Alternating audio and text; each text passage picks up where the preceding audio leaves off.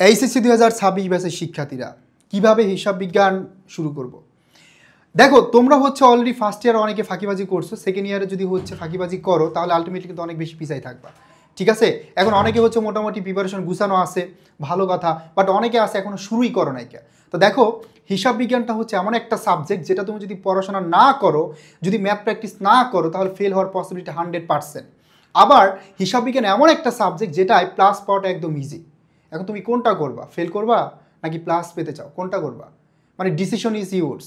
ঠিক আছে, তো দেখো হিসাব বিজ্ঞানটার ক্ষেত্রে তোমার যেটা করতে হবে, শুরুতেই একটা টার্গেট করতে হবে, টার্গেট ফিক্সড করতে হবে যে আমি হচ্ছে 2 মাসের মধ্যে কি করব, মোটামুটি এই টপিকগুলো কভার করব। ওকে, সো এই টার্গেটটা করতে হবে। তারপরে যদি আমি বলি যে হিসাব বিজ্ঞান প্রথম পত্রের ক্ষেত্রে তুমি যেটা করতে পারো সেটা হচ্ছে শুরুতেই তুমি হচ্ছে একটা টার্গেট সেট করে ফেলবা, যার সাথে তুমি কতদিনের মধ্যে হচ্ছে এই হিসাব বিজ্ঞান প্রথম পত্রের প্রত্যেকটা টপিক শেষ করবা। এখন এই কথা বলতেছি কাদের জন্য, যারা একদম প্রিপারেশনটা শুরু করে নাই। এখন যারা শুরু করছো তারা যেটা করবা, তারা জাস্ট প্র্যাকটিসের মধ্যে থাকবা। এখন যারা একদমই শুরু করে নাই তারা কি করবে, একটা টার্গেট সেট করবো যে এই সময়ের মধ্যে আমি কি করব, হিসাব বিজ্ঞান প্রথম পত্র A to Z কমপ্লিট করবো, এই টার্গেটটা করবা। নাম্বার 2, মুখস্থ না করে বুঝে বুঝে পড়তে হবে এবং বেসিকটা খুব ভালো করে ক্লিয়ার করতে হবে। হিসাব বিজ্ঞানের ক্ষেত্রে যে মুখস্থ করবা সেই ধরা খাবা, মুখস্থ করতে গেলেই তুমি ধরা খাবে, এটা 100% শিওর। ঠিক আছে, এই জন্য তুমি যতটুকু পড়বা বুঝে বুঝে ম্যাথ সলভ করো। এবং এখন মুখস্থ না করলে অ্যাডমিশনে গিয়ে অনেক বেশি প্রবলেম ফেস করতে হবে। বোর্ড কোশ্চেন একটু চেঞ্জ করে দিলে তখন তুমি সলভ করতে পারবে না। ঠিক আছে, তারপর দেখি 3 নাম্বার, চ্যাপ্টার আলাদা করতে হবে এমসিকিউ এবং সিকিউ এর জন্য। দেখো চ্যাপ্টার আলাদা করতে হবে এমসিকিউ এবং সিকিউর জন্য। দেখো আমি যদি বলি, ধরো হিসাবের বইসমূহ, ব্যাংক সমন্বয় বিবরণী, তারপর হচ্ছে কি অবচয়, তারপর রেওয়ামিল, এই টপিকগুলো থেকে 2টা করে সিকিউ আসে এবং ইজিলি আনসার করা যায়। বাট যদি তুমি দেখো কার্যপত্র, এখানে 2টা সিকিউ আসবে, কিন্তু 2টা সিকিউ তুমি আনসার করতে পারবা না, সময় অনেক বেশি লাগবে এবং তোমার জন্য অনেক টাফ হবে। এই জন্য এমসিকিউ এবং সিকিউর জন্য আলাদা করে টপিক টার্গেট করতে হবে। ধরো এমসিকিউতে কার্যপত্র কিন্তু খুবই ইম্পর্টেন্ট, কার্যপত্রের যে পার্টগুলো আছে বিশেষ করে সমন্বয় দাখিলা, সমাপনী দাখিলা, এই টপিকগুলো থেকে দেখবা যে 4টা-5টা করে এমসিকিউ আসে। তার মানে এমসিকিউর জন্য কিন্তু কার্যপত্র ইম্পর্টেন্ট, সিকিউর জন্য না হোক।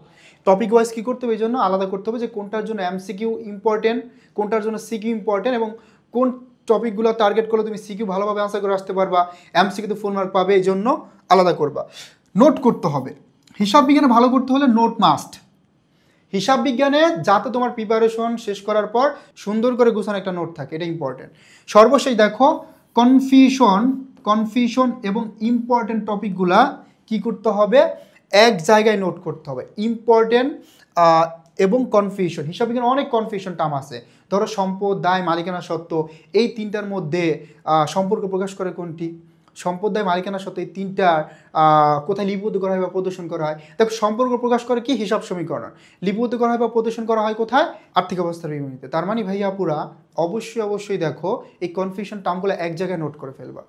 তুমি যদি এই কাজগুলো করতে পারো তাহলে হিসাব বিজ্ঞানটা একদম সুন্দর একটা প্ল্যান করে পুরোটা ভালোভাবে কভার করতে পারবা। আর যদি হচ্ছে এলোমেলোভাবে প্রিপারেশন নাও, আজকে একটা চ্যাপ্টার ধরছো, কালকে আরেকটা এলোমেলোভাবে, আলটিমেটলি কোনো রেজাল্ট আসবে না, ভালো করার পসিবিলিটি থাকবে না। যে কোনো জিনিস গুছানো থাকলে সেটা থেকে আউটপুট খুব ভালো আসবেই, এটা শিওর। ঠিক আছে, সো তোমাদের জন্য বিশেষ করে এইচএসসি 26 ব্যাচের জন্য আমরা নিয়ে আসি কামব্যাক কোর্স। তোমরা অনেকেই হচ্ছে ফাঁকিবাজি করছো, এবার কি করতে হবে, কামব্যাক করতে হবে।